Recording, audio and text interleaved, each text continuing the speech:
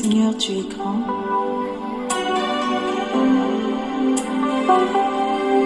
Tu es tout puissant. Tous les autres dieux sont des faux dieux. Nous viendrons tous se prosterner devant toi pour reconnaître ta puissance, pour reconnaître ta majesté, pour reconnaître ta splendeur, mon Dieu. Sois béni à jamais parce que tu es grand.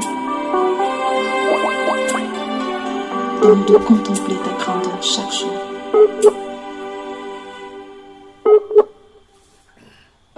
Tu es El Shaddai, Adonai est ton nom. Elohim, c'est toujours toi, le Dieu admirable, le Dieu qui pardonne. Tu es le Dieu de compassion. Tu es tout puissant, tu es. Qui donc pourrait par hasard se comparer à toi? Qui donc pourrait par hasard se comparer à toi? Le Dieu sans pareil, tu es le Dieu de toute parfait, tu es guéri des guerriers, tu es tout puissant, tu es.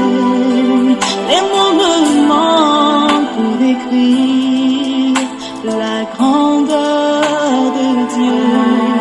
Les mots me manquent pour décrire la grandeur de Dieu. Quand j'étais malade, tu t'es révélé à moi en me guérissant. Si tu es mes desseins, et c'est pas tout. Quand l'ennemi croyait m'avoir vaincu,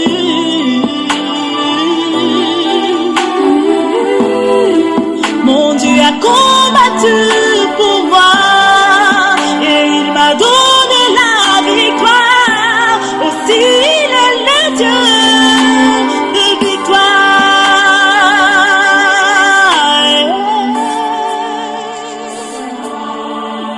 Il est au-dessus de mon entendement,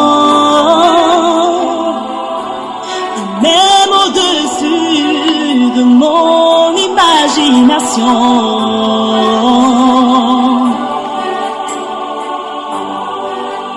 Car il est le Dieu d'amour, tout en lui n'est que amour.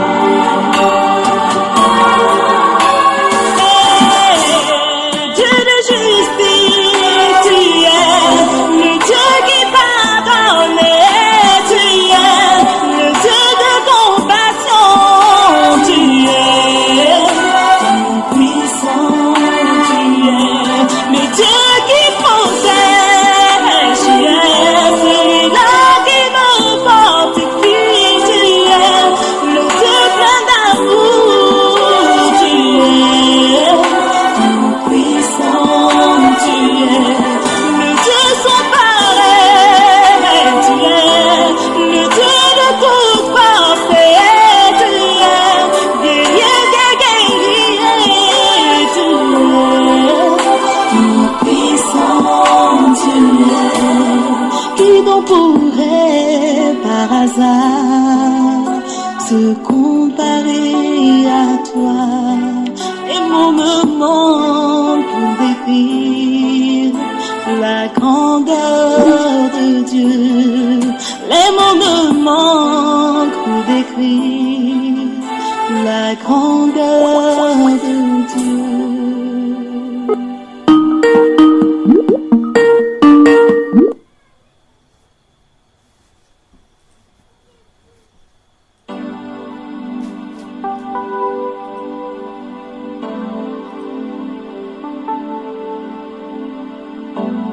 Seigneur, tu es grand.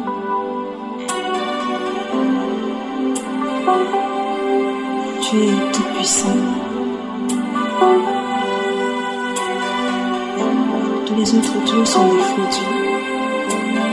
Nous viendrons tous se prosterner devant toi pour reconnaître ta puissance, pour reconnaître ta majesté, reconnaître ta splendeur, mon Dieu. Espagne dans la sainteté, bonsoir et bienvenue. Bonsoir la sœur Linda. Bonsoir frère Julien, shalom, shalom. Oui, le temps qu'on règle, c'est quelques petites situations qui, avec les appareils de l'autre côté, on continue à écouter la musique, d'accord? Amen. Bénis la Jésus parce que tu es grand. Donne-nous de contempler ta grandeur chaque jour.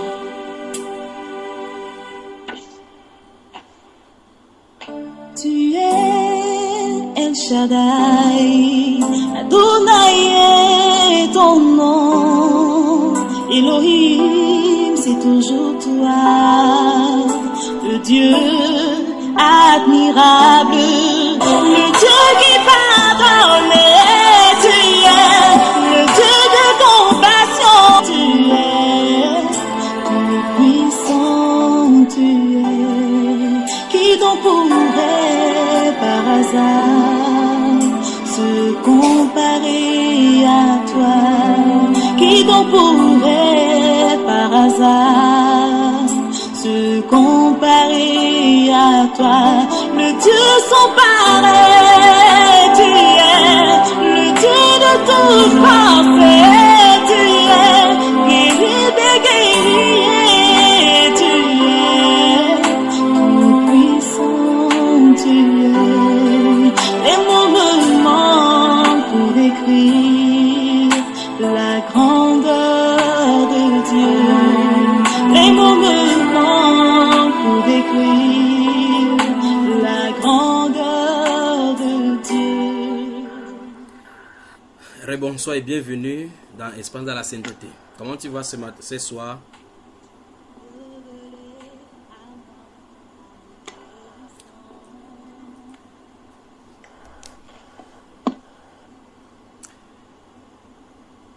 « 22h ici à Douala, il est 23h à Madrid. Comment tu vas, ma soeur? Je vais bien par la grâce de Dieu, frère. Voilà, Shalom. j'espère que les autres ne sont pas fatigués, n'est-ce pas? Pardon, frère. J'espère que les autres ne sont pas fatigués. Voilà. Je crois que non. Alors, Vous étiez là. je suis à votre service maintenant, le temps qu'ils nous rejoignent là.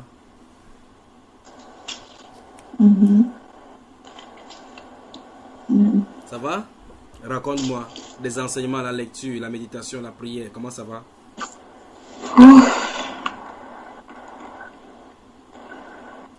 Oui. C'est... Oui. C'est une confrontation, frère. Oui, dis-nous. Qu'est-ce qu'on voit ce soir? Qu'est-ce qu'il y a comme question? Bon, ma première question, bon, c'est même la seule qui embarque peut-être plusieurs volets. Lorsque nous lisons dans Romains, au chapitre 1, au verset 1, jusqu'au verset 6 pratiquement. Alors l'apôtre Paul, je lis ou... Lis. D'accord. Alors, ma version, c'est le français courant. Comme tu parles couramment français, vas-y, lis cette version-là. Cette lettre vous est adressée par Paul, serviteur de Jésus-Christ, appelé à être apôtre et choisi pour proclamer la bonne nouvelle de la part de Dieu. Cette bonne nouvelle, c'est ce que Dieu a promis il y a bien longtemps par ses prophètes dans les Saintes Écritures. Elle parle de son Fils Jésus-Christ, notre Seigneur qui, dans son humanité, descend de David et qui a été déclaré Fils de Dieu avec puissance lorsque le Saint-Esprit l'a ressuscité des morts. Par lui, j'ai reçu la grâce d'être apôtre pour amener en son nom des hommes de toutes les nations à lui obéir en croyant. Vous êtes de ceux-là, vous qui, ayant reçu l'appel de Dieu, appartenez à Jésus-Christ. Amen. Amen. D'accord. Alors, ma question est la suivante. Quand est-ce que, parce que l'apôtre Paul dit ici, ayant reçu l'appel de Dieu, comment puis-je savoir que j'ai reçu l'appel de Dieu? Bon, cette question déjà m'amène déjà à comprendre aussi que quand est-ce que je peux savoir que Dieu me parle ou pas? Qu'est-ce que c'est que l'appel de Dieu? Quand est-ce que je peux dire que j'ai une relation avec Dieu au point d'affirmer que j'ai réellement reçu l'appel de Dieu? Bonne question. Ayant reçu l'appel de Dieu, appartenez, il dit, vous êtes de ceux-là, vous qui, ayant reçu l'appel de Dieu, appartenez à Jésus-Christ. Comment est-ce que je sais que j'appartiens réellement au Seigneur Jésus-Christ? Bon, premier volet. Oui. Et l'apôtre Paul dit, par lui, au verset 5, par lui, j'ai reçu la grâce d'être apôtre. Ceux qui se proclament apôtres, beaucoup disent que je suis apôtre. Comment devons-nous ou par quoi devons-nous reconnaître un apôtre? En son nom. À ton entrée, là, tu avais dit que tu avais combien de questions? Pour tout ça, en fait, cette partie m'amène à me poser beaucoup de questions, celles que je suis en train d'énoncer là. Donc finalement, c'est une question, c'est un arbre qui a beaucoup de racines en bas alors quoi. Oui, en fait, c'est ça. Et des questions sérieuses qu'il faut examiner maintenant à la lumière de la parole de Dieu, n'est-ce pas? Oui, frère. Et pourquoi on ne pète pas des fils, il va falloir qu'on parle méthodiquement et doucement. N'est-ce pas? D'accord. Allons-y, je suis à ton service, pose les questions. D'accord. Et il dit, par lui, j'ai reçu la grâce d'être apôtre pour amener en son nom, des hommes de toutes les nations à lui obéir en croyant. Alors, cela m'amène à dire que Paul a une mission. Quand il dit par lui, j'ai reçu la grâce d'être apôtre pour amener en son nom des hommes de toutes les nations à lui obéir en croyant. Oui. Alors, donc, je ne sais pas si je peux dire par là où cela signifie que Paul a eu une mission. Oui. Ok, maintenant, je veux un peu rapprocher ça parce que moi, j'ai fréquenté des églises, des dénominations. Alors, dans la dénomination, il y avait un apôtre, la dernière que j'ai fréquentée, il y avait un apôtre, un frère qui a dit « je suis apôtre ». Bon, et il a dit « le Seigneur m'a donné une mission et une vision ». Si nous allons dans Habakkuk, verset 2, c'est Habakkuk 2, 3, 4, un instant, Habakkuk, le Seigneur dit d'écrire la vision sur les tables. Attends, l'Éternel répondit, et voilà. Nous sommes à Habakkuk, verset 2, chapitre 2, pardon, frère, chapitre 2, du verset 2 au verset 4. Je lis. Oui. L'Éternel répondit, écris cette révélation et grave-la sur les tablettes, écris-la clairement pour que chaque lecteur la lise couramment. Car c'est une révélation qui porte sur un temps fixé, qui parle de la fin et n'est pas mensongère. Si même il faut attendre que vienne l'Éternel, attendez-le patiemment, car il vient sûrement. Il ne tardera pas. Si quelqu'un flanche, il n'est pas droit de cœur, mais le juste vivra grâce à sa foi. Amen. Amen. Dans cette assemblée, il y avait un apôtre qui disait et qui dit toujours que le Seigneur l'a appelé à être apôtre et qu'il a reçu une vision. Et sa vision est est, comment le dire en français, voilà, évangéliser,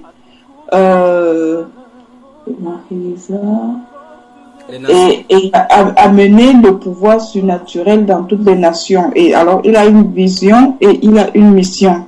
Il connaît spécifiquement quelle est sa vision et comment il doit travailler parce que le Seigneur lui a confié une certaine tâche. Alors, je me posais la question de savoir est-ce que la vision était biblique? Est-ce que la mission est biblique? Alors, lorsque j'ai lu ce passage, ça m'a interpellé en fait. Dans quel sens ça t'a interpellé? Pardon? Dans quel sens ça t'a interpellé? Dans le sens où l'apôtre Paul dit effectivement, le Seigneur m'a donné, m'a appelé et m'a établi comme apôtre en son nom. Et il m'a confié telle chose. Alors, moi, je comprends que lorsqu'on te confie quelque chose, c'est une mission. Peut-être je me compte, c'est là alors ma question. Et je vois aussi dans Habakkuk qu'il y a eu une vision qu'il a fallu écrire sur des tables et que des gens devaient suivre. Oui. Alors je vois que c'est biblique. Bon, la question, en restant dans Habakkuk, lis à partir du verset 1. D'accord. Du chapitre 2. Pour qu'on ne puisse pas mélanger les choses, d'accord? Oui. Habakkuk 2 au verset 1. Je me tiendrai à mon poste de garde. Je resterai debout sur le fort du guetteur et je guetterai pour savoir ce qu'en moi-même Dieu me dira, ce que je répondrai à ma protestation. Je continue. Continue. L'Éternel répondit, écris cette révélation et grave-la sur les tablettes, écris-la clairement pour que chaque lecteur la lise couramment. Car c'est une révélation qui porte sur un temps fixé, qui parle de la fin et n'est pas mensongère. Si même il faut attendre que vienne l'Éternel, attends-le patiemment, car il vient sur moi, il ne tardera pas. Si quelqu'un flanche, il n'est pas droit de cœur, mais le juste vivra grâce à sa foi. Donc, on comprend ici que ce sont des prophéties de la venue du Seigneur Jésus-Christ, de la manifestation de la grâce, du salut qui est annoncé par Jésus-Christ et de la venue du Seigneur, n'est-ce pas? Il ne s'agit pas de vision des ministères du prophète Habakkuk. Il n'est pas question de la vision de Habakkuk par rapport à son ministère parce qu'il est prophète. Lis le chapitre 1, verset 1. Verset 1 à 3. Un instant. Alors, je lis Habakkuk au chapitre 1, verset 1. Proclamation dont l'Éternel a donné la révélation à Habakkuk, le prophète. Jusqu'à quand, ô Éternel, appellerai-je à l'aide sans que tu entendes mon cri? Jusqu'à quand devrais-je crier vers toi au sujet de la violence sans que tu nous délivres? Pourquoi me fais-tu voir de telles injustices? Peux-tu rester indifférent à nos tourments? Je ne vois devant moi que ravages et violence. Il y a des querelles et des conflits surgissent. À cause de cela, on ne respecte plus la loi. Stop. Et le droit... C'est bon. Donc nous voyons effectivement que nous sommes dans une période où Israël est dans une situation où la loi n'est pas respectée. Il y a de l'anarchie, il y a de l'iniquité, de l'injustice partout, au point où le prophète, lui, ayant le cœur de Dieu, voit effectivement comment la loi est bafouée et il se tient à son poste pour prier et intercéder jusqu'à quand ceci va durer, Seigneur. Et Dieu lui donne une révélation. Et il a dit qu'il écrit cette révélation là dans le livre, même s'il tarde, attends là parce qu'il va attendre, qu'il va regarder. Et en fait, Dieu veut lui dire que ne t'inquiète pas de regarder cette situation, la situation qui est devant de toi, ça doit changer. Pour être sûr, écris cela pour qu'on puisse lire, parce que ça va changer à coup sûr. Donc cette situation que tu es en train de vivre n'est pas éternelle, ça va changer manifestement. Mais au moment où, dans la période où ça va te manifester, sache que c'est par la foi qu'on doit vivre, parce que par les œuvres, les gens n'ont pas pu vivre et n'ont pas pu respecter la loi de Dieu. Donc ici, il s'agit d'une prophétie. Je suis en train de vouloir mettre les choses au clair par rapport aux questions que tu as posées concernant Romains, les appels et les visions du Seigneur, les missions. Ceci n'est pas une vision pour la mission du prophète Habakkuk. Habakkuk est prophète depuis la naissance. Ici, il est en train de voir une prophétie en prophétisant sur le Messie, la période, ce que les Juifs sont en train de faire, comment le salut va aller dans les nations, ici de suite, et la foi sera prêchée, et la venue du Seigneur Jésus-Christ par rapport aux nations. Donc c'est ça dont il est question. Il n'est pas question de la vision pour avoir son ministère. D'accord, ma chère? Amen. Voilà, maintenant. Mais cela étant dit, restons dans le cadre maintenant purement néo-testamentaire où on a aujourd'hui, comme tu as dit, la dernière assemblée où tu étais, il y avait un apôtre qui a dit que c'était une chose qu'il a été appelé apôtre. Et quelle est la question que tu voulais parler vis-à-vis de l'apôtre Paul, toi, nous aujourd'hui, les apôtres, ainsi de suite? Qu'est-ce que tu voulais parler? Je voudrais savoir, par rapport à l'appel d'apôtre, par rapport au ministère, Oui. qui est-ce qui peut s'appeler apôtre? Comment? Donc, restons d'abord là-bas. Qui est-ce qui peut s'appeler apôtre? Répondons à la question d'abord, d'accord? Oui. Oui. Maintenant, nous allons répondre manifestement. La Bible révèle que tout le monde peut se faire appeler apôtre. D'accord?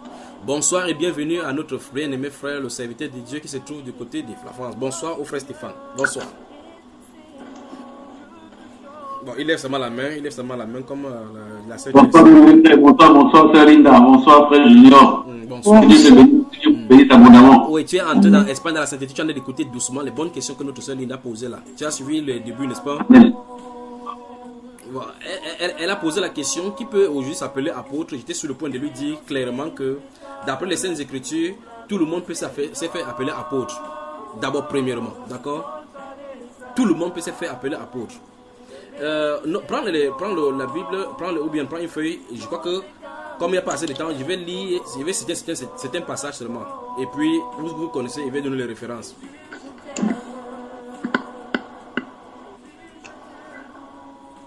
Vous y êtes? J'y suis. Notez Apocalypse chapitre 2.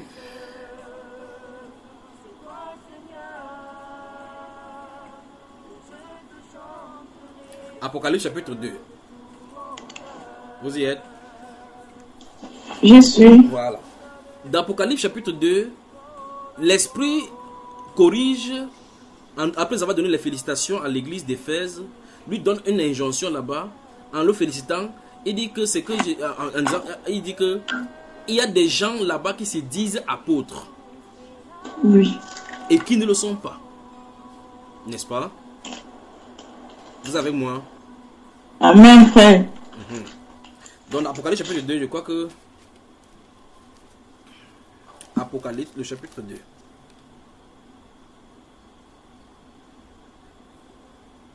À l'église d'Éphèse, vous y êtes? Oui, frère. Voilà. Regardez le verset 2. Je connais tes œuvres. Je ne sais pas ce que ton français courant là va nous dire. Je connais tes œuvres. Je crois que c'est mieux que tu lises dans ta version là-bas. Verset 2. Je connais ta conduite, Voilà. la peine que tu prends et ta persévérance. Je sais que tu ne peux pas supporter les méchants.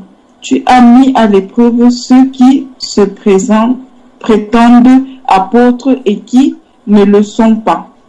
Et tu as décelé qu'ils mentaient. Voilà. Non, c'est bon. Le verset 2 seulement. Donc, ici, il dit au messager de l'église d'Éphèse qu'il a pu déceler que ceux-là sont des menteurs. Enfin, d'après ta version. La version du second parle d'éprouver. Il dit qu'il les a éprouvés, ceux qui se disent apôtres. Donc, je suis en train de répondre à la question. Tu dis, qui est-ce qui est appelé apôtre aujourd'hui? Il dit, tout le monde peut se faire appeler apôtre parce que chacun peut se dire n'importe quoi. La preuve en est qu'il y a des gens qui se font appeler général aujourd'hui. Pas vrai? Amen. Alors la question c'est, est-ce que le titre d'abord des généraux se trouve dans la Bible? J'ai jamais vu, frère. Peut-être dans la Bible du frère Stéphane. Frère Stéphane, tu as la Bible générosité. Il y a le mot général là-bas dedans, dans ta version générosité. Non, frère. Ok. Bon, là, je te pose la question. Où est-ce que tes frères prennent ce titre-là général? Où est-ce qu'ils prennent?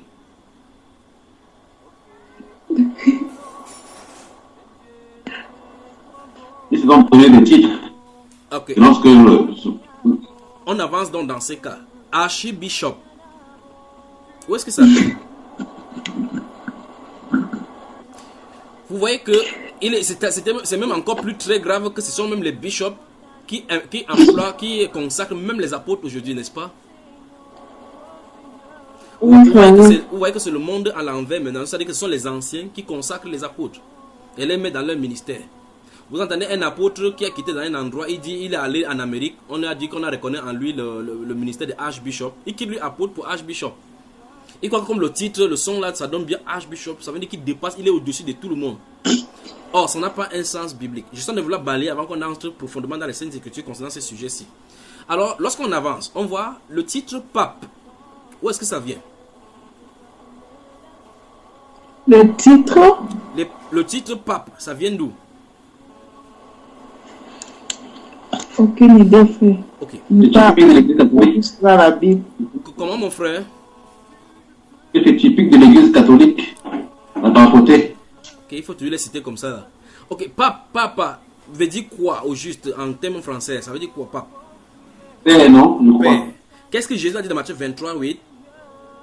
Que personne ne soit appelé rabbi, que vous êtes tous frères. Et quand il interdit qu'on appelle les gens père, on tourne, on appelle, les gens commencent à appeler pape. Qu'est-ce qu'ils sont d'appeler? Pas en contradiction avec Matthieu, je crois, justement. On continue. Il y a des gens qui ne veulent pas dire pape. Dans toutes les classes de ces clergés-là, les plus bas, on les appelle les curés. Ou mieux encore, il y a les abbés. N'est-ce pas? Que veut dire abbé? Vous entendez l'abbé Pierre, l'abbé telle ou telle chose. Qu'est-ce que ça veut dire abbé? Franchement, je n'ai pas cherché à savoir. La Bible déclare que c'est par l'Esprit de Dieu que nous crions Abba, c'est-à-dire Père. Donc le mot abbé vient de ce mot-là, Abba, qui veut dire Père.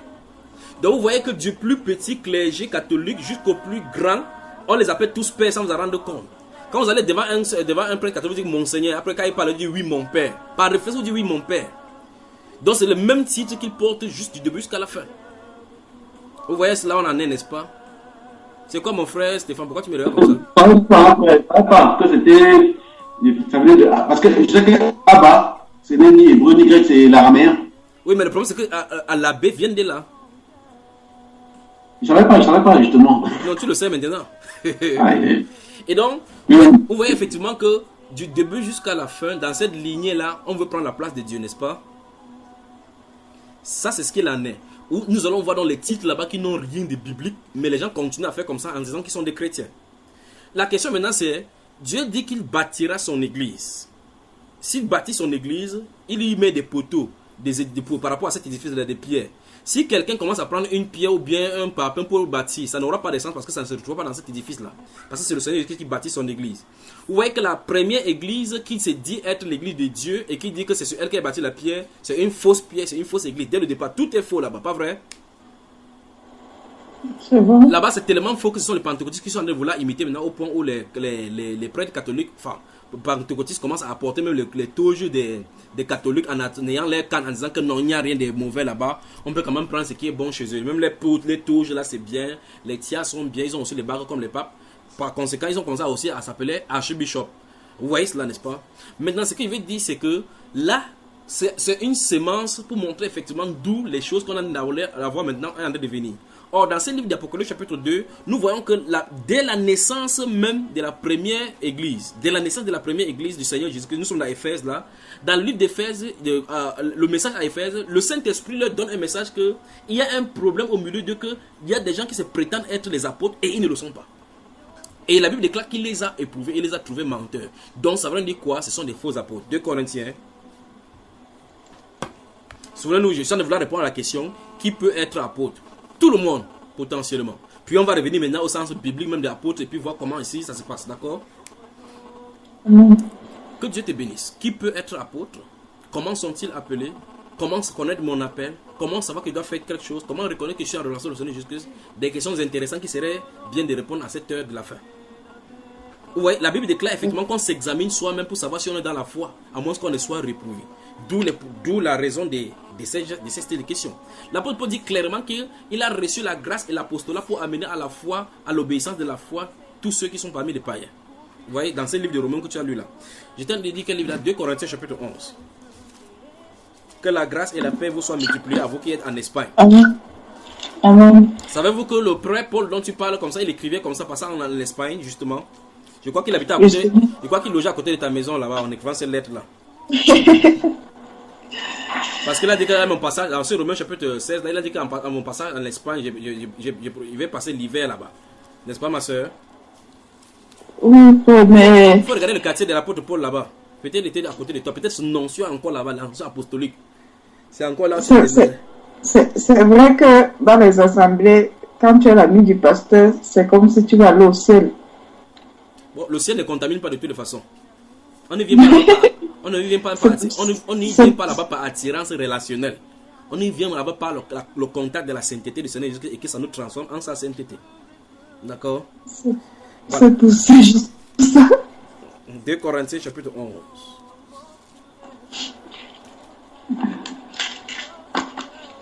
Maintenant, avant de lire le chapitre 11, il faut qu'on aille à partir du chapitre 10. Je vais prendre doucement. Souvenez-vous, il y a une question ici. Je vais mettre faire un bref aperçu par rapport à ce qui est arrivé avant qu'il introduise dans ces Corinthiens ici. Quelque chose se passe d'abord dans l'église de Corinthe. L'apôtre Paul il prêche l'évangile. Stéphane, non pas frère Stéphane, pas toi. Stéphane et sa famille croient, il les baptise. Et le chapitre 1 Corinthiens va dire que du moins j'ai baptisé la famille de Stéphanus et autres. Donc tu vois effectivement il y a un frère Stéphane aujourd'hui et notre sœur de l'Espagne qui sont purement bibliques. Alors l'apôtre Paul il dit clairement au chapitre dans 1 Corinthiens que j'ai appris par les gens de Chloé. Par les gens de Chloé que l'un dit que moi j'appartiens à ceci, moi j'appartiens ici, moi j'appartiens ici. Vous vous souvenez de cela? Il dit que sur le fait vous êtes charnel. Parce que Christ n'est pas divisé. Paul n'a pas allé à la croix pour vous. Pierre ou Céphas ou bien Apollos n'est pas mort pour vous. Depuis le chapitre 1 des premiers épîtres de Corinthiens se trouve un problème, une sémence, un esprit de division dans l'église de Corinthe par rapport aux différents appelés qui ont été envoyés là-bas à prêcher l'évangile. Là, il pose des problèmes à l'apôtre Paul. Si vous lisez le chapitre 7 de 1 Corinthiens, il dit pour ce qui concerne les choses dont vous m'avez demandé, je crois qu'il est bon pour les femmes, pour l'homme de ne pouvoir avoir des femmes. Donc ces personnes-ci qui reconnaissaient l'apôtre Paul comme étant l'apôtre à qui il a prêché l'évangile, il le reconnaissait, il lui posait des questions d'ordre doctrinal. Et ils attendaient à ce que l'apôtre Paul leur donne plus de directives, parce qu'il y en avait plusieurs bouches. Quel est le vrai problème? Le vrai problème, c'est qu'à Corinthe se trouvait, puisque c'était les coutumes grecques, les gens passaient le temps à écouter les bonnes nouvelles, à écouter les visions partout, à écouter les nouvelles, comme vous voyez dans le livre d'Actes des Apôtres, chapitre 17. On dit que tous les Athéniens passaient le temps à écouter seulement les breaking news. Vous voyez, seulement tel pasteur a fait comme ça, on a fait comme ça, le pasteur au PD, Edilon, ainsi de suite. On essaie d'écouter, c'est comme ça qu'il passait. Mais l'apôtre Paul prêchait la résurrection. Il est arrivé là-bas à Athénie, il parcourait les hautes sphères, il est arrivé là-bas, il a vu la ville pleine d'idolâtrie. Je suis en train de prendre ça pour vous comprendre que la contrée grecque était remplie de la soif de la connaissance, la philosophie. Alors, l'apôtre Paul, il sème l'évangile. Au chapitre 2, il dit que au milieu de vous, je n'ai pas sémé autre chose autre que la puissance de Dieu. Vous avez vu dans ce chapitre 1, chapitre 2, verset 1 à 4. Vraiment, je suis allé doucement parce qu'il veut toucher vraiment le but. Il dit que je n'ai pas eu parmi vous une pensée, autre pensée que Christ crucifié. Vous voyez, et j'étais moi-même au milieu de vous, tout tremblant. Et ma parole, ma prédication ne reposait pas sur des discours personnels qu'enseigne la sagesse, mais sur une démonstration d'esprit et de puissance, afin que votre foi ne puisse pas reposer sur la sagesse des hommes, mais sur la puissance de Dieu. Vous voyez, donc il n'était pas venu avec la sagesse. La puissance de Dieu, justement, était descendue à Corinthe, tel que ça n'était jamais dépendu, au point où l'église avait reçu des dons spirituels. Puissamment. Il y avait tellement de langues et autres là. C'est pour ça qu'il peut parler. Il peut parler des choses dans un Corinthien qui ne connaissait pas. Il peut parler de prophéties, de parler en langue et ceci, tant qu'ils ne connaissent pas là-bas. Donc ceux-là, ils avaient reçu tout cela. Il parle à l'un et de nous ici. Il les donne cela parce qu'il y a ça là-bas. Il leur enseigne cela. Mais il leur enseigne par rapport à l'utilité maintenant. Par rapport, je crois qu'il y a une femme en France là qui est en train d'appeler là. Je crois que celle-ci, il est là de travailler. Essaie d'écrire à cette femme de France où nous sommes en ligne ici. Il est temps qu'on parle de ces choses de l'apôtre Paul là. Alors, il écrit à ceux-ci de Corinthe en leur signifiant que lorsqu'il était parmi eux, il a prêché l'évangile. Et certaines personnes de ce groupe, d'autres groupes sont venus prêcher autre évangile. Ça a semé la confusion au point où chacun commençait à croire plutôt la doctrine de moi je suis des juniors, moi je suis plutôt de tel ou tel frère, moi je suis de tel frère. Ça ne doit pas être comme ça.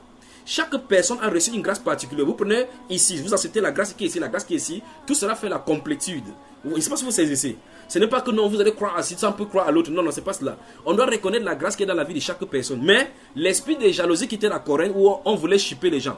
À Galate, il va dire que cette influence-là ne vient pas de celui qui vous a appelé. Quiconque qui vous crée cette influence au milieu de vous emportera la peine. Donc les gens amenaient donc maintenant à enseigner d'autres influences, c'est-à-dire d'autres doctrines autres que les apôtres ne permettaient pas et que les apôtres n'avaient pas enseigné. Au chapitre 1 donc, on va lui dire une particularité qui a la débauche dans l'église de Corinthe. Il écrit donc pour les réprimander en disant clairement que vous êtes entrés enflés dans l'orgueil et vous n'êtes pas plutôt entrés dans l'affliction afin que cette personne soit reprochée. Le chapitre 2, le deuxième livre épître de Corinthiens donc va faire état de cela parce que lorsqu'on a lu cette première lettre là, certains gens ont dû dire devant l'assemblée que l'apôtre Paul lui-même c'est qui.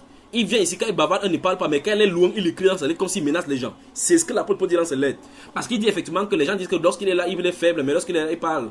Et il leur dit donc que les gens, celui qui parle comme ça, sache que exactement, tel que nous sommes dans notre lettre, c'est comme ça que vous êtes physiquement. Comment voulez-vous qu'il vienne vers vous? Qu'il vienne avec la hardiesse que le Seigneur nous a donnée pour votre édification, parce que Dieu nous a donné les armes offensives et défensives de la parole. Il dit, quelles qu'en soient ces personnes qui sont de parler comme ça, quand il va venir, on va mesurer la puissance qui se dégage à nous. C'est ce que mon grand frère Paul parlait. Donc il y avait un problème là-bas où les gens disaient que l'apôtre Paul, on ne voulait même pas reconnaître son autorité, reconnaître son apostolat. Maintenant, aux Corinthiens, on devait adresser une deuxième lettre. La deuxième lettre, c'était pour les féliciter. Elle a dit qu'en réalité, le but de sa première lettre, ce n'était pas pour les proposer la tristesse. Et que quand bien même la lettre les avait attristés, il ne se repentira jamais d'avoir fait, parce que la tristesse, selon Dieu, produit la repentance à salut, dont on ne se repent jamais. Et par conséquent, cette lettre-là avait eu effectivement son impact, parce que la personne qui avait été accusée dans 1 Corinthiens chapitre 5 avait reçu la repentance et est revenue à la voie. Maintenant, l'apôtre Paul a salué cela.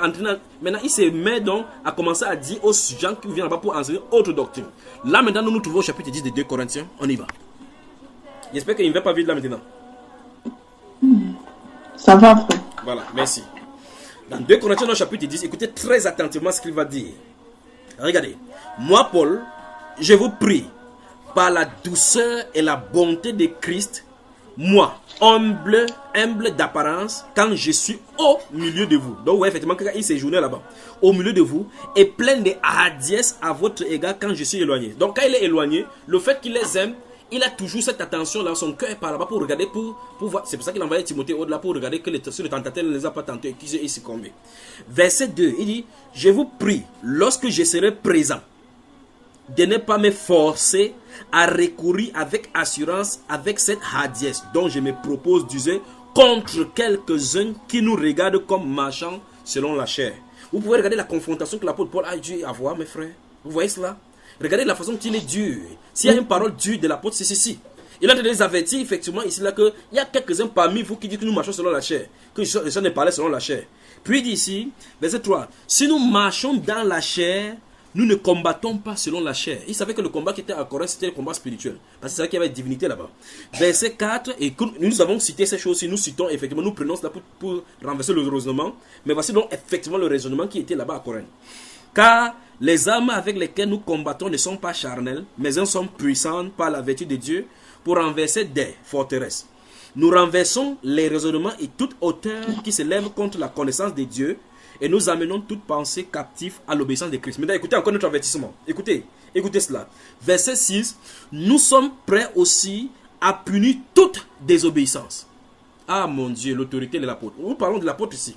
C'est pas l'apôtre des dîmes et autres là-bas, quand on met le tapis vert aujourd'hui, les gars de Coco à côté, on dit que non, voilà un grand apôtre. C'est pas les caractéristiques de l'apôtre là-bas. Cette chose que nous avons aujourd'hui, c'est tout sauf les apôtres. Ça, ce sont les gens qui veulent se comparer aux ministres du mondain, aux gardes du corps du monde et autres là-bas. Ici, regardez bien, verset 6, nous sommes prêts aussi à punir toute désobéissance lorsque votre obéissance sera complète. Maintenant, 7, vous regardez à l'apparence. Si quelqu'un se persuade qu'il est de Christ, qu'il se dise bien en lui-même que, comme il est de Christ, nous aussi, nous sommes de Christ. Et quand même, je me glorifierai un peu trop de l'autorité, vous voyez cela, frère, de l'autorité que Christ, vous y êtes, que le Seigneur nous a donné. Pas que le Seigneur m'a donné. Le Seigneur nous a donné. L'autorité que le Seigneur nous. Pourquoi il écrit ici nous? L'apôtre Paul ne s'inclut pas lui-même. Si vous regardez au chapitre 1, au chapitre 1 de cette deuxième épître de Corinthe, une fois de plus, qu'est-ce qu'il écrit?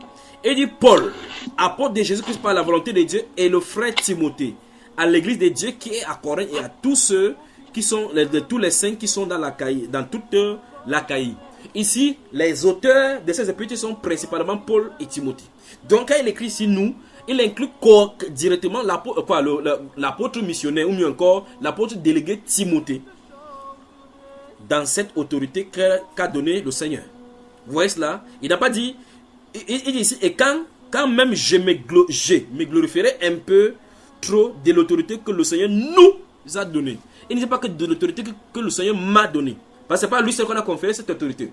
Mais à chaque ministère et à chaque appel, ça atteint une autorité de Christ parce que le simple fait que c'est Christ qui est appelé, ça fait autorité. Le simple fait que c'est Christ qui est appelé, ça fait autorité. Autorité ne consiste pas à gronder. Ça incite du fait qu'il y a un mandat, il y a un dépôt, il y a une signature, il y a un envoyeur. Lorsqu'un policier se met devant une maison avec un mandat de perquisition, il n'est pas là tout simplement pour se balader. Vous pouvez lui faire n'importe quoi, mais quand le juge a déjà envoyé par exemple un mandat de dépôt ou bien un mandat d'amener, ah mon Dieu, mon roi, cette chose-là lui donne autorité de vous amener et de vous amener manu militaris partout où ça se là. Lorsqu'on envoie des missions de recherche, il y a des posters wanted, vous entendez que telle personne est recherchée. À tout endroit que telle personne est découverte, ramenez-le dans la gendarmerie le plus proche. Donc lorsqu'on vous trouve avec ce mandat qui est écrit derrière vous, on vous attrape, on vous amène dans n'importe quel gendarmerie ou bien n'importe quel commissariat. Vous voyez ça, frère? Ici, il y a une autorité que Christ a conférée à certaines personnes. Il n'a pas donné son autorité à tout le monde.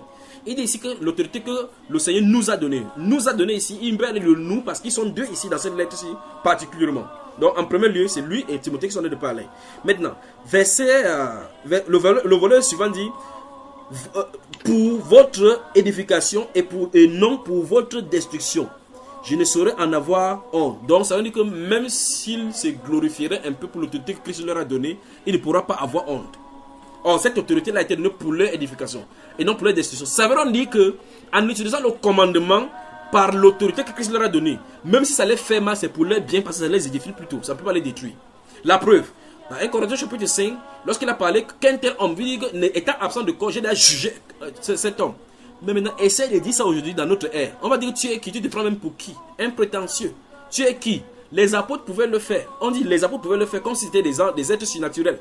Ce sont des gens qui sont nés des femmes, qui ont vécu des difficultés comme nous, qui avaient des douleurs comme nous, mais qui avaient de l'autorité conférée venant du ciel. On va aller tout à l'heure dans le livre des Jean, chapitre 15, verset 16. Donc ici, l'apôtre Paul dit que cette autorité leur a été donnée pour l'édification et non pour la destruction. Et il dit que voulez-vous que j'emploie cette autorité et que même si je me glorifie un peu de cette autorité-là, il dit que cette autorité-là, il dit que je ne saurais en avoir honte.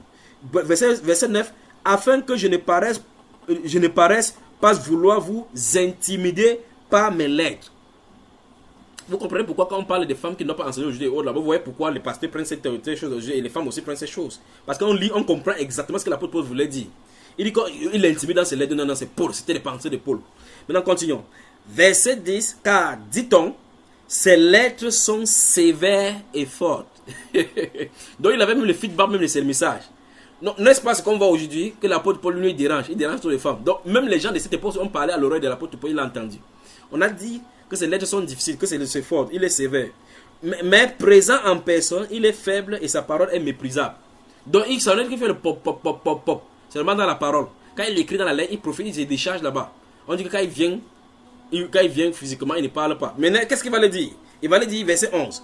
Que celui qui parle de la sorte considère que tel nous sommes en parole dans nos lettres, étant absents, tel aussi nous sommes dans nos actes, étant présents. C'est vrai que s'il était présent, c'est comme ça qu'il dirait.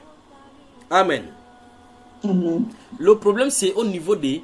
Lorsqu'on prend la plume pour écrire, qui écrit au travers de la personne? La question doit être répondue. Ça, c'est un. Quand quelqu'un se tient devant eux en train de parler de la part du Seigneur, qui est-ce qui est en train de parler? Au Thessaloniciens, il va les féliciter en disant que c'est vraiment un bravo pour vous qui vous avez reçu la parole de Dieu, non pas comme c'était la parole d'un homme, mais dans cette parole que vous avez reçue, agir en vous qui croyez. Vous voyez? Parce que comme elle est véritablement les paroles de Dieu. Or, vous lisez tout simplement, c'est comme si c'était des lettres qu'il en a d'écrire. Mais pourtant, c'est la parole de Dieu qui y sont imprimées. On continue, verset 12. Nous n'osons pas nous égaler ou nous comparer à quelques-uns de ceux qui se recommandent eux-mêmes. Mais en se mesurant à leur propre mesure et en se comparant à eux-mêmes, ils manquent d'intelligence. Ça veut dire que dans la discussion de ceux-là, ils disent que l'apôtre Paul c'est qui? Moi je suis un grand homme de Dieu, j'ai tel ministère, qui vient ici, il bavarde. Il a d'ailleurs fait quoi on a vu? L'apôtre Paul c'est même il est même petit comme ça de corps. Et il bavarde seulement, tu entends sa voix, il bavarde les gens dans ses lettres. N'est-ce pas mes frères? Il dit que le simple fait de faire déjà ça, ils sont sans intelligence. Verset 13. Pour nous ne voulons pas nous glorifier hors de toute mesure. Nous prendrons au contraire pour mesure les limites du partage que Dieu nous a assigné, de manière à nous faire venir jusqu'à vous. Ça veut dire que l'apôtre Paul dit, la limite jusqu'à Corinthe, c'est Dieu qui a tracé. Donc Dieu a assigné la ligne droite et le chemin où il devait prêcher jusqu'à arriver. Donc il dit, c'est Dieu qui les a poussés à arriver jusqu'à là-bas. Si ce n'était pas cette ligne tracée par Dieu, ils ne seraient pas arrivés là-bas. Verset 14, nous ne dépassons point nos limites, comme si nous n'étions pas venus jusqu'à vous. Car c'est bien jusqu'à vous que nous sommes arrivés avec l'évangile de Christ. Ce n'est pas hors de toute mesure, ce n'est pas par des travaux d'autrui, soulignez bien le mot travaux d'autrui, que nous glorifions, mais c'est avec l'espérance. Écoutez bien, si votre foi augmente, vous avez vu cela, ça veut dire que s'ils font des progrès dans la compréhension de l'évangile, un peu comme il a félicité les Thessaloniciens dans 1 Thessaloniciens chapitre 4, où il a dit que vous connaissez déjà l'amour, grandissez encore en avantage. De grandir encore davantage parmi vous selon les limites que nous sont assignées. Verset 16, il annonçait l'évangile au-delà de chez vous, sans nous glorifier de ce qui a été fait dans les limites assignées à d'autres.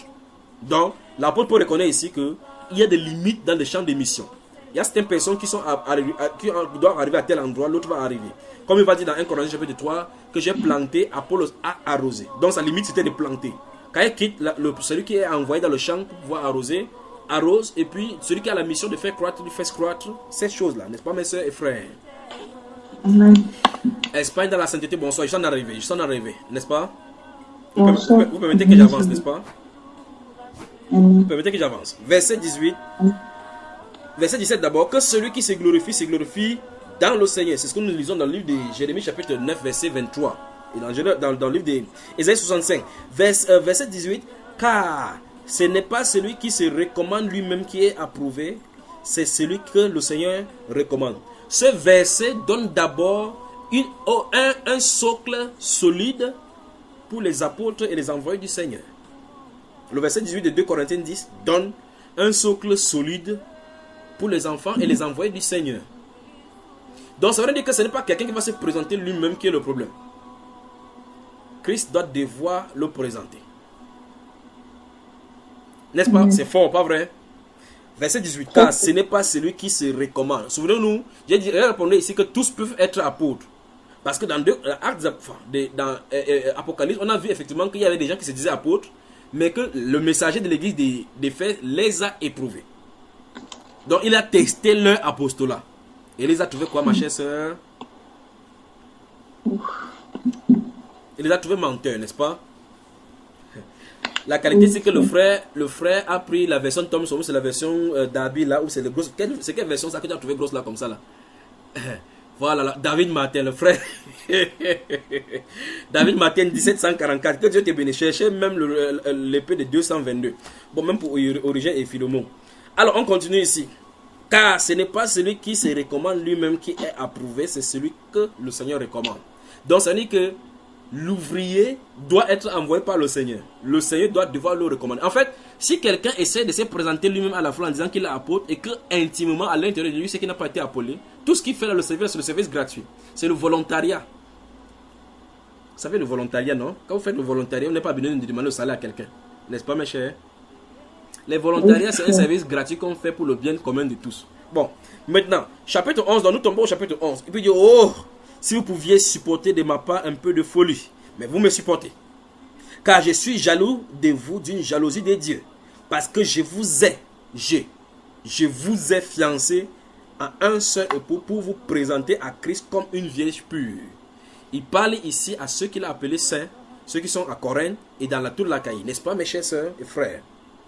Alors, toutefois, de même que le serpent séduisit Ève par sa ruse, écoutez bien, remarquez très attentivement qu'il y a deux choses qui sont dites ici.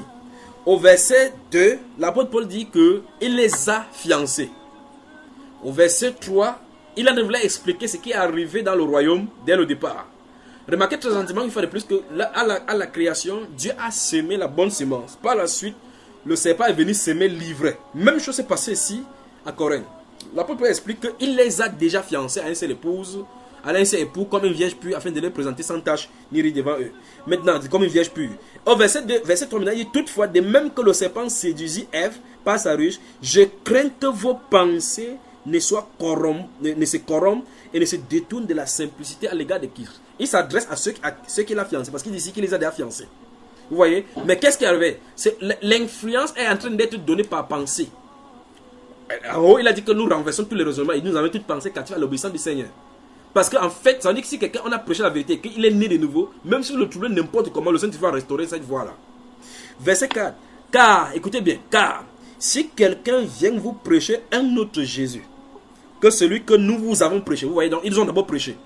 Et il dit qu'il y a un autre Jésus qu'on est en train de venir le prêcher, un autre site d'évangile. Ou si vous recevez un autre esprit que celui que vous avez reçu. Donc, ceux-ci, on les a prêchés Jésus par la prédication de l'évangile. Ils ont reçu déjà l'esprit de Dieu. Pas vrai? Et on a dit que s'ils essaient d'avoir encore ajouté à l'esprit de Dieu, être sous une autre influence. Il dit, ou celui que vous avez, ou un autre évangile que celui que vous avez embrassé, vous le supportez bien. Qu'est-ce que l'apôtre Paul nous dit? Il dit, je vous ai fiancé à une seule épouse. Je vous ai annoncé les règles de l'art par rapport à la foi. J'ai prié pour vous. Prêcher et l'esprit s'est manifesté en et au travers de vous. Mais qu'est-ce qui ne va pas avec vous? Dans Galates, il va dire que je suis devenu votre ennemi en vous disant la vérité. Pourtant, c'est aux gens que l'influence de l'esprit avait été donnée et le Saint-Esprit travaillait au milieu d'eux. Il dit que ceux-ci se laissent aller à de telle enseigne qu'on va prêcher n'importe quoi, ils veulent seulement accepter. C'est ce qu'il a dit. Verset 5. Or, j'estime que je n'ai pas été inférieur en rien à ces apôtres par excellence. À ces. Vous voyez cela? À ces apôtres par excellence. Si je suis ignorant sous le rapport du langage, je ne suis point sous celui de la connaissance. Donc ça veut dire que s'il ne parle pas bien français, mais au moins vous comprenez, en comparant la connaissance qu'il a, vous comprenez que même s'il dit l'eau à la place de là, il sait de quoi il en est de parler. Et nous l'avons montré parmi vous à tous égards et en toutes choses. Maintenant, verset 7. Ou bien, ai-je commis un péché parce que, m'abaissant moi-même afin que vous fussiez élevés, je vous ai annoncé gratuitement l'évangile de Dieu? J'ai dépouillé d'autres églises en recevant d'elles un salaire pour vous servir. Donc l'apôtre Paul acceptait les différents dons qui venaient d'autres églises. Vous pouvez voir par exemple aux Philippiens, il va écrire que les gens de Philippe étaient, au commencement de son ministère, étaient ceux qui sont venus en lui en aide dans son ministère. Après, il va dire maintenant qu'ils ne disent pas cela pour demander quoi que ce soit. Mais aux Corinthiens, connaissant l'esprit qui a amené aux Corinthiens, il avait reçu de prendre les dons là-bas. Et c'est pour cela qu'au Corinthiens, il va écrire que les dons, pour ce qui concerne la colonne en faveur des saints, agissez-vous aussi comme je l'ai donné aux églises de la Galatie, que chacun de vous mette à part ce qu'il pourra. Puis, quand il va venir, il va choisir les gens qui eux-mêmes ils seront choisis. Parce que c'est celui qui prend pour partir, on va dire que l'apôtre Paul, vous le connaissez bien, il nous a dépouillés ici. L'apôtre Paul dit ici, j'ai dépouillé d'autres églises. C'est pas pour dire qu'il allait les cultiver pour, comme les prédicateurs, parce qu'ils ramassent de l'argent, c'est pas ça. Ça veut dire qu'il a accepté qu'il leur donne quelque chose par rapport à la chose spirituelle qu'il recevait de lui. Mais ça ne bouge pas, ton micro est en train de bouger. On est en train d'avancer là maintenant. Verset 8. J'ai dépouillé d'autres églises en recevant d'elles un salaire pour vous servir. Et lorsque j'étais chez vous et que je me suis trouvé dans le besoin, je n'ai été à charge à personne. Vous voyez cela?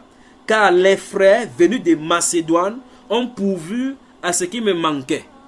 Ah, les apôtres. Ah, les apôtres. Maintenant, il continue.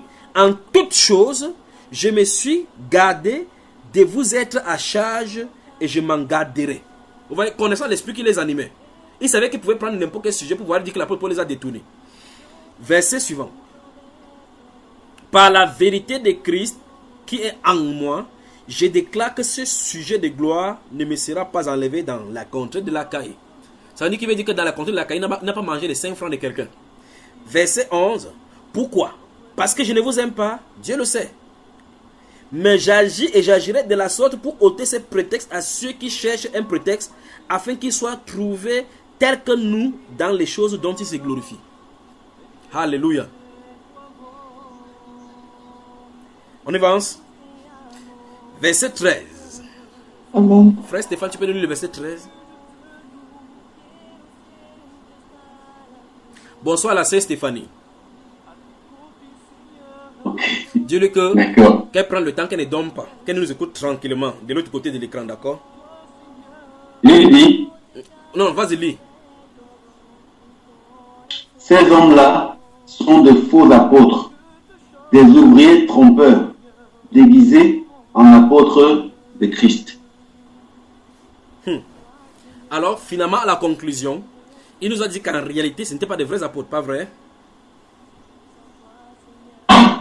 N'est-ce pas, mes frères et sœurs? On voulait parler. On a Amen. Parler, non?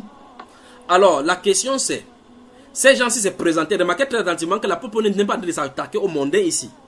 Il n'est pas en train de s'attaquer aux gens du dehors. Parce que lui-même a dit que pour ceux du dehors, Dieu les juge, ôtez de méchants du milieu de vous. C'est ce qu'il a écrit à ces Corinthiens ici. La question c'est, comment ces hommes-ci se trouvaient à aller enseigner aux chrétiens sans en être appelés par le Seigneur? On devrait se poser la question. Là encore, plus grave, pendant que l'apôtre Paul était vivant, lui à qui l'apostolat, le ministère d'écriture a été donné. Réfléchissons-en. Alors, écoutez-moi bien maintenant. Écoutez-moi. Quand Jésus envoie, Satan envoie. Quand les Chinois voient une marque, eux-mêmes ils fabriquent. C'est le continent du dragon, de toute façon. Vous pouvez voir la similitude.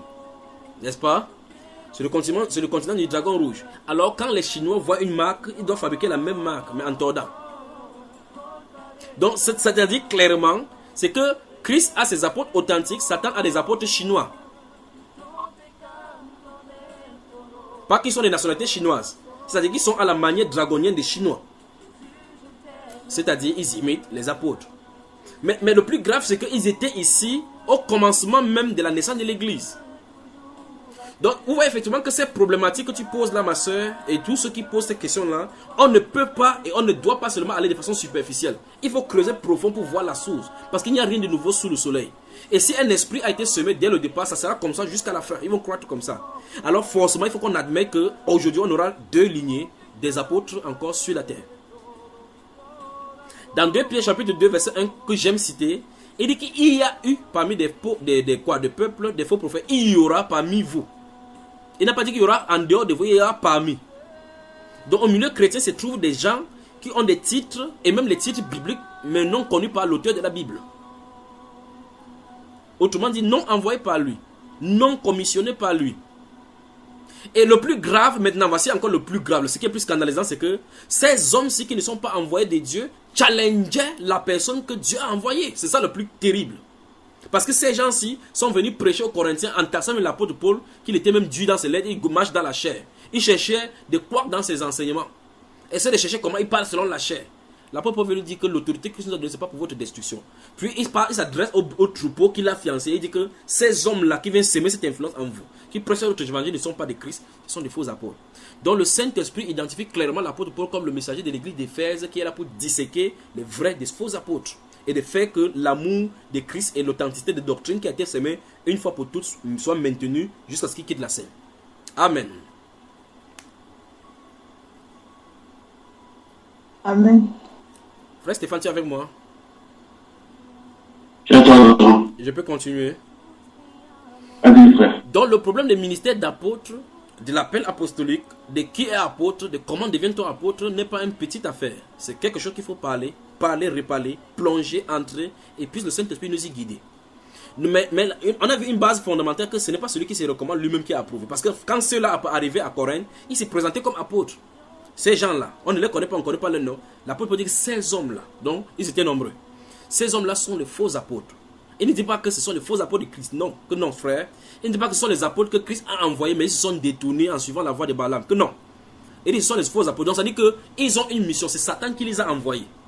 Frère, le problème c'est que Satan les a envoyés avec le nom de Jésus. Voilà le vrai problème. Donc Satan a envoyé ses apôtres prêcher Jésus à la manière satanique. Et donc c'est pour cela que l'apôtre Paul va dire dans Galates chapitre 1, le verset 8 et 9, que quand nous-mêmes, quand un ange du ciel viendra vous prêcher un autre évangile, autre que nous avons présenté, nous avons prêché, qu'il soit anathème. Ça veut dire qu'ils savaient et reconnaissaient que l'authenticité et l'infaillibilité de l'évangile leur a été confiée. Et comme ça a été dressé, comme était faisait des tentes, ils mettaient comme ça les bases pour la tente que Dieu devait être, dont Dieu devait être l'habitation. La demeure de l'esprit, l'église. Et donc quand il a posé la fondation, il a dit que cette fondation a été prêchée une fois pour toutes. Personne ne doit y ajouter quelque chose. Personne ne doit en poser une autre fondation. C'est à cause de ces choses que nous sommes en train de vivre aujourd'hui, qu'eux ils ont vécu, ils avaient les prémices et les secousses de cela, des signes précurseurs de cela, des semences de cela, la gestation de cela, ils avaient cela. C'est donc pour cela qu'ils pouvaient mettre cela dans les Saintes Écritures. Mais le vrai problème là, c'est que, étant dans l'évangile ayant pris l'ampleur universelle, ces problèmes se trouvent donc comme étant un problème universel. C'est-à-dire le problème des faux apôtres, des faux prophètes, des faux docteurs, des sectes pernicieux et de noms de Seigneur Jésus-Christ qu'on traite en dérision se trouve universellement. Parce qu'en réalité, l'évangile est tiré à sa fin dans les nations. C'est pour cela. Dans 1 Corinthiens chapitre 11, le verset 17, il dit que d'abord j'entends que lorsque vous vous assemblez, il y a parmi vous des sectes. Vous voyez cela? Il dit qu'il faut qu'il y ait ça parmi vous afin que ceux qui sont reprouvés soient reconnus comme tels. Donc parmi les chrétiens, ils se réunissaient comme ça, il y avait des sectes, des groupements. Mon Dieu. Alors le Saint-Esprit nous dit ici que des faux apôtres sont nés avec l'Église. Mais le Saint-Esprit nous dit qu'ils ne sont pas nés dans l'Église parce qu'ils sont seulement entrés pour s'égreffer. Ces hommes-là sont des faux apôtres, des ouvriers trompeurs. Remarquez dans Luc chapitre 10, la moisson est grande, mais les ouvriers peu nombreux. Priez donc le maître de la moisson d'envoyer des ouvriers à sa moisson. Maintenant, ici, il dit que des ouvriers trompeurs. Donc, on dit que ceux-ci viennent à l'œuvre de la moisson sans en être conviés, sans en être recommandés, sans en être envoyés par le commissionneur. C'est-à-dire que celui qui envoie dans le ministère authentique n'est pas celui qui envoie ceci. La question maintenant, c'est comment les distinguer. Le verset 13 nous explique encore que ces hommes-là sont déguisés. Vous avez vu cela? C'est ça, n'est-ce pas, mon frère Stéphane?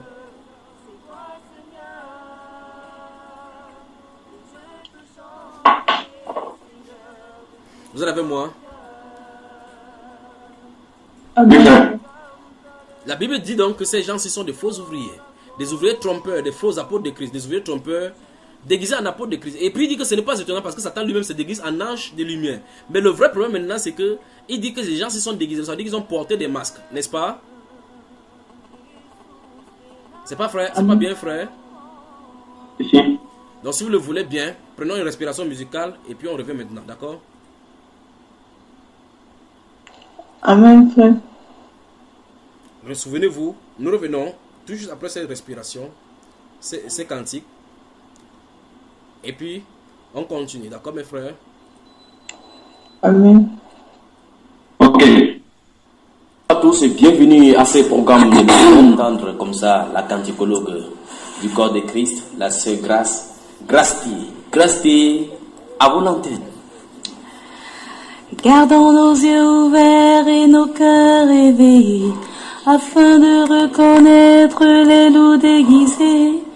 Car dans les derniers temps viendront de faux docteurs, essayant de séduire l'Église du Seigneur. Gardons nos yeux ouverts et nos cœurs éveillés, afin de reconnaître les loups déguisés. Car dans les derniers temps viendront de faux docteurs, essayant de séduire l'Église du Seigneur.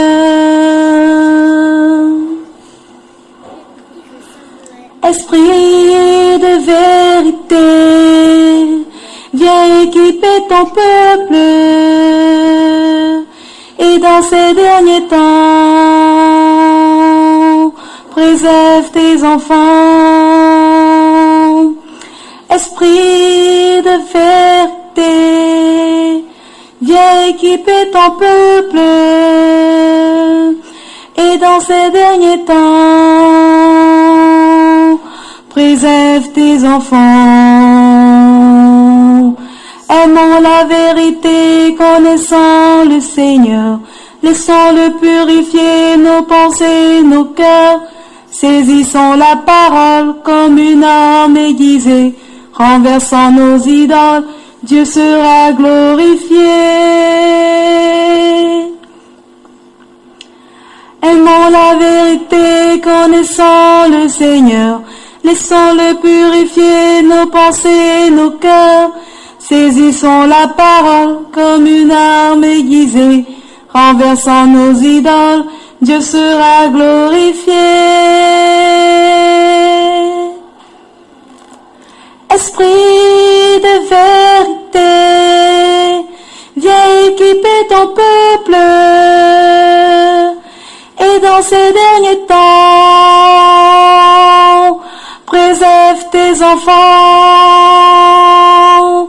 Esprit de vérité, viens équiper ton peuple,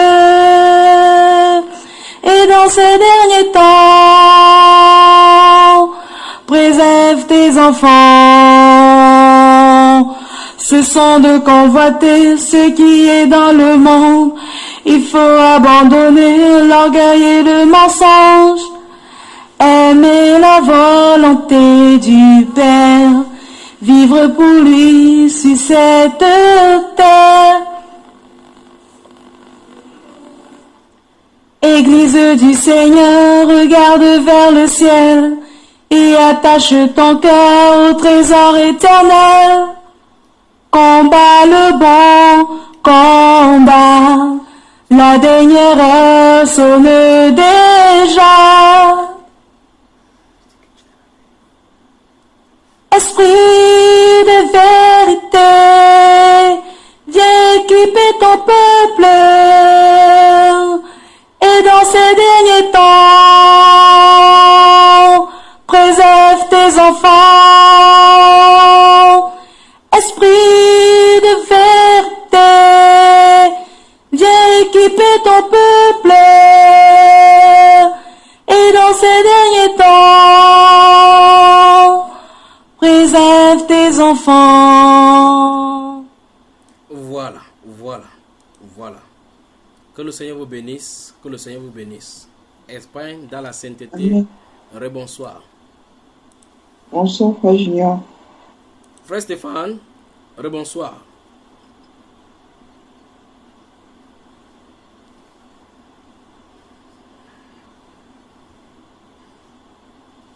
Son micro est fermé. Oui, frère. Qu'est-ce qui t'inspire Bonsoir, frère. ces mini cantiques là? Waouh. J'ai aimé le présentateur. Les gens comme mieux. La chanson. Je parlais du cantique, Mais je parle en général. Ah, ok. Oui.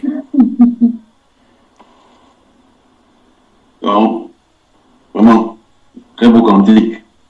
Vous voyez que si c'est pas le Seigneur qui veut équiper son peuple, nous tous là on est finis, n'est-ce pas? Ouais. Par les temps qui courent. L'apôtre Paul donc dit, avant que nous prenions cette ponctuation de notre canticologue, la sœur Grace T, nous voyons que la Bible dit que ces hommes-là sont de faux apôtres, des ouvriers trompeurs, déguisés en apôtres de Christ. Vous voyez, ça veut dire que ceux-ci utilisent le déguisement. Il faudra voir en quoi est-ce que consiste le déguisement de ces apôtres. Donc ça veut dire qu'ils portent en réalité un vêtement, un aspect qu'on pourrait confondre aux apôtres de Christ. La Bible ne dit pas que, c'est pour ça que je suis en train de vouloir m'insister là-dessus, la Bible ne dit pas que ce sont les faux apôtres, que ce sont les apôtres qui se sont détournés. Qu'ils étaient dans la vérité, ils se sont détournés. La Bible ne dit pas que ce sont des gens qui ont commencé bien et qui ont fini mal. Ils sont devenus faux. Non. Le faux est faux dès le départ. Il n'y a pas quelque chose qui devient faux. Tu dois être faux dès le départ. La vérité est toujours vérité depuis le début jusqu'à la fin. La fausseté a été toujours faux depuis le début jusqu'à la fin. Il n'y a pas quelque chose qui est faux qui va devenir vrai. Il n'y a pas quelque chose qui est vrai qui va devenir faux. Jamais faux. Vrai, c'est vrai. S'il y a 2 plus 2, c'est 4, ça sera toujours 4. Si vous faites vos 2 doigts plus 2 doigts, ça fait 5. Je sais que vous avez le doigt qui a poussé sur un autre doigt, sur une autre main. Alors, nous avons un problème aujourd'hui que nous devons examiner. Nous sommes en train de lire et le Saint-Esprit nous a montré que l'apôtre Paul confrontait, depuis la naissance de l'Église, des gens qui venaient confronter son apostolat. Maintenant, regardez très attentivement. Verset 14 dit, et cela n'est pas étonnant, puisque Satan lui-même se déguise en ange de lumière. Donc, ça veut dire qu'ils utilisent les techniques de leur maître. C'est vrai que les gens copient chez les apôtres de Satan vont copier chez Jésus avec la touche de leur maître. Verset suivant, il n'est donc pas étrange que ces ministres aussi se déguisent en ministres de justice. Puis il conclut que leur fin sera selon leurs œuvres. Verset 16, je le répète, que personne ne me regarde comme un insensé. Sinon, recevez-moi comme un insensé, afin que moi aussi je me glorifie un peu. Ce que j'ai dit, avec l'assurance d'avoir sujet de me glorifier, je ne le dis pas selon le Seigneur, mais comme par folie. Puisqu'il en est plusieurs qui se glorifient selon la chair, je me glorifierai aussi. Écoutez très attentivement maintenant. Car vous supportez volontiers les insensés, vous qui êtes sages. Vous avez vu cela? Donc il s'étonne que comment les gens qui connaissent la vérité, on vient leur dire des bêtises comme ça, ils peuvent croire cela. Que comment vous pouvez ne pas discerner que les gens s'y sont faux? Vous regardez comment les chrétiens restent dans un endroit. On dit que Jésus a parlé au porte-monnaie. Il n'a pas parlé. C'est à ça que Jésus s'est expliqué. Que tu parles à ton porte-monnaie, tu parles à ton grenier. Les gens disent Amen. Bon, verset 19. Car vous supportez bien, vous supportez volontiers les insensés, vous qui êtes sages. Verset 20. Si quelqu'un vous asservit, si quelqu'un vous dévore, si quelqu'un s'empare de vous, si quelqu'un est arrogant, si quelqu'un vous frappe au visage, vous le supportez. Donc vous dites n'importe quoi, vous supportez, vous les chrétiens, les sages. Maintenant, et puis il dit, j'ai honte de le dire. Nous avons montré la faiblesse. Cependant, tout ce qui peut oser quelqu'un, tout ce que peut oser quelqu'un, je parle en insensé, moi aussi, je l'ose. Écoutez bien, toute votre attention. Sont-ils hébreux? Moi aussi. Sont-ils israélites? Moi aussi. Vous y êtes? Sont-ils de la postérité d'Abraham? Moi aussi. Donc vous voyez que sur le rapport de la chair, sur le rapport de l'arbre généalogique, ils avaient l'égalité. Donc ils peuvent se glorifier tous deux là-bas. Ça veut dire que si c'est pour parler en termes de la chair, lui aussi il est descendant là-bas. Mais regardez là où ça va changer la situation. Sont-ils ministres de Christ? Je parle en homme qui extravague. Je le suis plus encore. Par les travaux, bien plus. Par les coups, bien plus. Par les emprisonnements, bien plus. Souvent en danger de mort. 5 fois j'ai reçu des Juifs 40 coups, moins 1. 3 fois j'ai été battu de verge. 1 fois j'ai été lapidé. 3 fois j'ai fait naufrage. J'ai passé un jour et une nuit dans l'abîme. Mon Dieu. Fréquemment en voyage, j'ai été en péril sur les fleuves, en péril de la part des brigands, en péril de la part de ceux de ma nation, en péril de la part des païens, en péril dans les villes, en péril dans les déserts, en péril sur la mer, en péril parmi les faux frères. Vous voyez ça, frère? J'ai été dans le travail et dans la peine, exposé à de nombreux veilles, à la faim et à la soif, à des jeûnes multipliés, au froid et à la nudité. Et sans parler d'autres choses, je suis assiégé chaque jour par les soucis que me donnent toutes les églises. Qui est faible, que je ne sois faible, qui vient à tomber, que je ne brûle. S'il faut se glorifier, c'est de ma faiblesse que je me glorifierai. Dieu qui est le Père du Seigneur Jésus, qui est béni éternellement, c'est que je ne mens point. À Damas, le gouverneur du roi Arétas faisait garder la ville des Damascéniens pour se saisir de moi. Mais on me descendit par une fenêtre dans une corbeille le long de la muraille et j'ai échappé de leurs mains. Il faut se glorifier, cela n'est pas bon. J'en viendrai néanmoins aux visions. Qu'est-ce que l'apôtre Paul est en train de dire? Il est en train de vouloir présenter les preuves de son apostolat. Vous voyez ça, frère? Verset 11 du chapitre 12. J'ai été insensé, vous m'y avez contraint. C'est par vous que je devrais être recommandé. Car je n'ai pas, vous y êtes, je n'ai été inférieur en rien aux apôtres par excellence, quoique je ne sois rien. Verset 12. Les preuves de mon apostolat ont éclaté au milieu de vous par une patience à toute épreuve, par des signes, des prodiges et des miracles. En quoi avez-vous été traité moins favorablement que les autres églises? Sinon, en ce que je ne vous ai point été à charge. Pardonnez-moi ces torts. Amen, amen. Et que le peuple de Dieu dise amen. Amen. Voilà. Maintenant, je peux parler, n'est-ce pas? Amen. Dans Jean, au chapitre 15, le Seigneur Jésus nous explique ce qui s'est passé dans dans Luc chapitre 5 et chapitre 6. Si vous regardez dans Luc au chapitre 5, vous allez remarquer qu'en bordure de la mer, Jésus-Christ, après avoir parlé de la sémence, va faire de la parole sur le bateau, va demander à Pierre d'avancer le canot et lancer le filet pour pêcher de poissons. Ils vont discuter là, et puis après il va dire que suis-moi désormais été fait par péché d'homme. Depuis ce jour-là, maintenant l'apôtre Pierre commence à les suivre. Là, c'est son appel. Puis, le chapitre 6 de Luc, ça c'est l'événement de l'appel de l'apôtre Pierre, de Pierre, en tant que disciple du Seigneur Jésus. Je ne sais pas si vous connaissez cet événement. Maintenant, au chapitre 6, allons-y au chapitre 6 de Luc.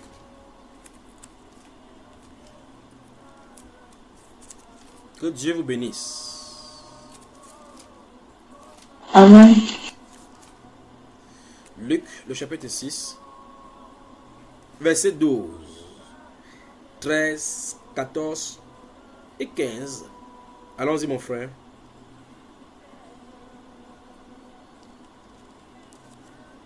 En ce temps-là, Jésus se rendit sur la montagne pour prier, et il passa toute la nuit à prier Dieu.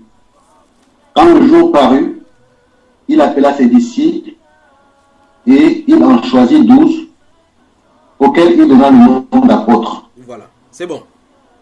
Donc nous voyons ici que nous voyons exactement que le fait qu'on ait choisi, qu'on est né de nouveau, ou bien qu'on vient dans le corps de Christ, ne nous donne pas la tâche d'apôtre directement. La séquence et le cliché nous est déjà montré ici. Regardez le chapitre 5. Le chapitre 5. Je vais lire rapidement à partir du verset 1.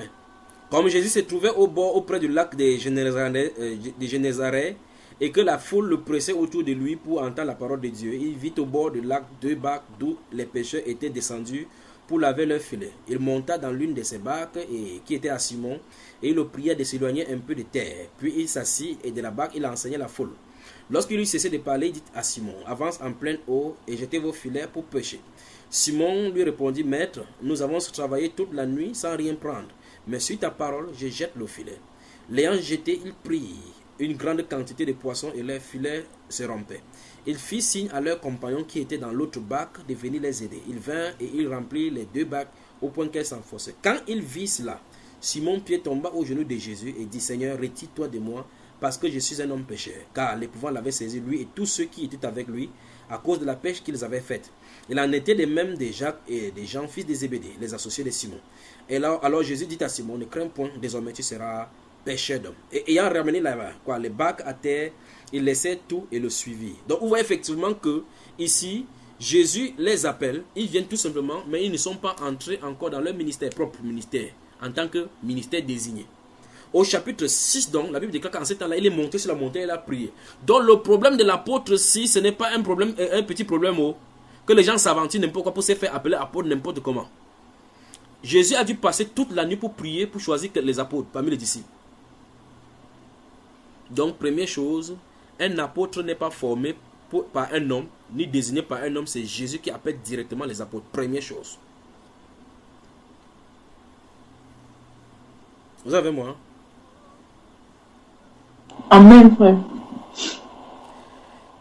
Et les gens, si n'ont pas fait des formations spéciales, des formations apostoliques pour recevoir le diplôme de l'apostolat, c'est une mission désignée depuis le ciel. Notez Galates chapitre 1, verset 11 à 16. C'est une mission désignée depuis le ciel parce que les apôtres sont là pour une mission bien déterminée comme tous les autres ministères du corps. Ils sont là désignés, prédestinés pour cela. Ils sont dans le corps pour cela, pour engendrer, pour catapulter le corps dans la maturité. Alors, ici, la Bible nous rend compte ici en disant qu'en ce temps-là, Jésus s'est rendu sur la montagne pour prier. Il passa toute la nuit pour prier Dieu. Quand le jour parut, il appela ses disciples, il en choisit 12 auxquels il donna le nom d'apôtres. Donc, la Bible veut nous faire comprendre ici qu'il avait plusieurs disciples. Mais c'est seulement 12 qu'il a dit, voici les apôtres. N'est-ce pas terrible? Pour quelqu'un qui a une mission, qui est censé venir sauver les gens partout dans le monde, il choisit seulement le 12. Alors qu'il a plusieurs disciples avec lui, on les désigner tous pour que le travail soit, qu'on gagne les âmes dehors, les gens qui périssent là. Il choisit seulement 12. Même pas cela, il choisit seulement 12. Et même parmi les 12 là, il y a un intrus parmi. Et il appelle aussi 12, celui-là, apôtre. Quel est le type de Judas, l'apôtre ici, que c'est Jésus même qui appelle? Un apôtre traître. Vous voyez, la même chose comme le Seigneur a créé Lucifer. Même chose. Bon, je peux avancer, frère. Donc, c'est Dieu qui appelle les apôtres. Les apôtres ne sont pas faits par une élection. Les apôtres ne sont pas désignés par un comité des hommes. Les apôtres ne sont pas désignés par une réunion d'hommes à l'issue d'un diplôme de formation ou bien de quoi que ce soit. Non. Les apôtres de la Bible, qui sont envoyés dans le champ de Dieu, je crois qu'il préfère appeler ainsi. Les ouvriers envoyés en tant qu'apôtres dans le champ de mission du Seigneur sont appelés directement par lui. Parce qu'ils sont envoyés pour faire quelque chose, pour débrousser devant le Seigneur. Les choses qui sont là-bas, saccager ce que Lucifer a mis dans le corps, et puis restaurer tout ce que Dieu a envoyé dès le départ, depuis les apôtres. Les apôtres ne viennent pas avec notre vision. il n'y a plus une autre vision à prêcher. Les apôtres, si un apôtre vient maintenant, il va venir prêcher la Bible, c'est que la Bible a dit. Quand les apôtres, quand les prophètes dans l'Ancien Testament, quand les prophètes venaient, ils ne venaient pas prêcher une autre chose. Pas comme un cacophile avec son cerveau déboussolé qui a comme ça dit que aucun apôtre, aucun prophète n'a jamais prêché Moïse. Ils passaient le temps à répéter Moïse. En répétant Moïse, ils annonçaient aussi Christ. Et puis en prêchant pour dénoncer le péché contextuel. Voilà en quoi les prophètes étaient là. Daniel va dire que nous n'avons pas réuni tout ce que tu as donné à notre père, la loi que tu as donnée à notre prophète Abraham, notre père, comment il s'appelle, Moïse. Et toutes les calamités sont arrivées. Jérémie va dire la même chose. Ézéchiel va dire la même chose. Habakkuk, Michée, Zacharie vont dire la même chose. Parlant du fait que la loi a été oubliée. Quand Élie va venir, il va dire jusqu'à quand clochez-vous à gauche et à droite. Si Dieu est pour lui, marchez selon la loi de Dieu. Quand la loi sera restaurée, les places seront déboussolées, Osias, Joas vont restaurer en lisant d'après ce qui est écrit dans la loi de Moïse. Parce que c'est ce qui doit être gardé jusqu'au temps de la manifestation de l'esprit de la foi. L'esprit de vérité, l'esprit de grâce. Alors, quand c'est comme ça, quand la dispensation est finie maintenant, une autre chose est donnée jusqu'à vient maintenant avec la grâce et la vérité. Donc, tant que la période de la grâce et de la vérité n'est pas terminée, c'est ce qu'on a prêché qui va être prêché. Quand la période de la grâce et de la vérité vont quitter, les 144 vont venir prêcher autre chose. Voilà ce qu'il en est. Amen. Amen. Je vois que vous êtes fatigué. Comme il est minuit, il est quoi, une heure chez vous là. C'est ça? Non, il est 1 minute 13. Minute 13. Comment vous faites les yeux comme ça quand vous êtes fatigué? J'avance ou bien j'arrête? Non, on continue. J'avance mon frère.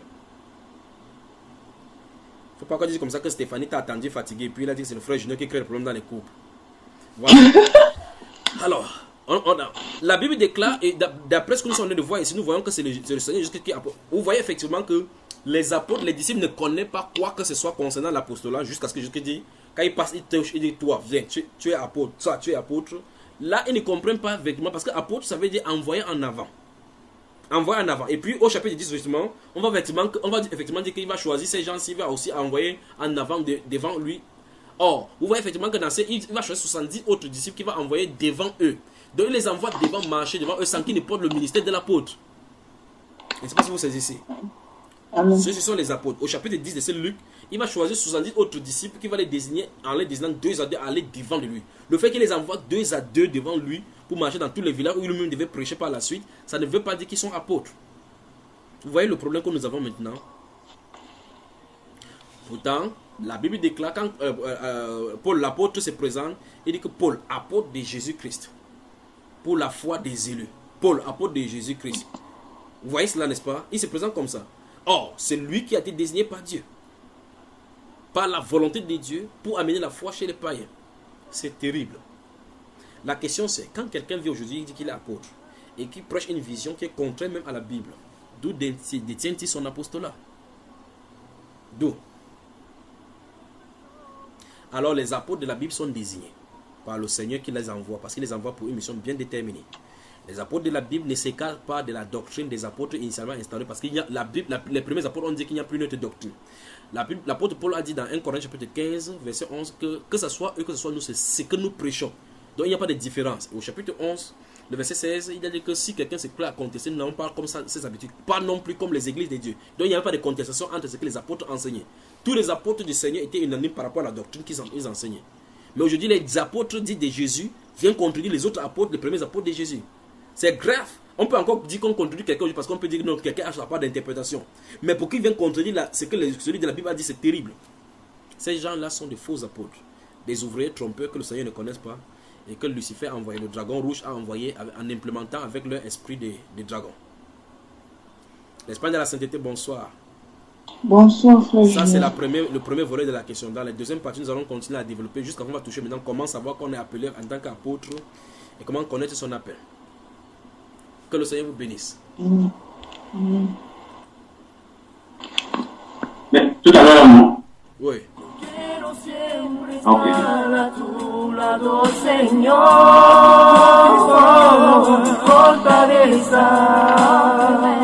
Eres tu Señor, y yo te canto de todo mi corazón. Jésus, je t'aime, Jésus, je te loue. à t'écouter, Seigneur, ma forteresse. C'est toi, Seigneur,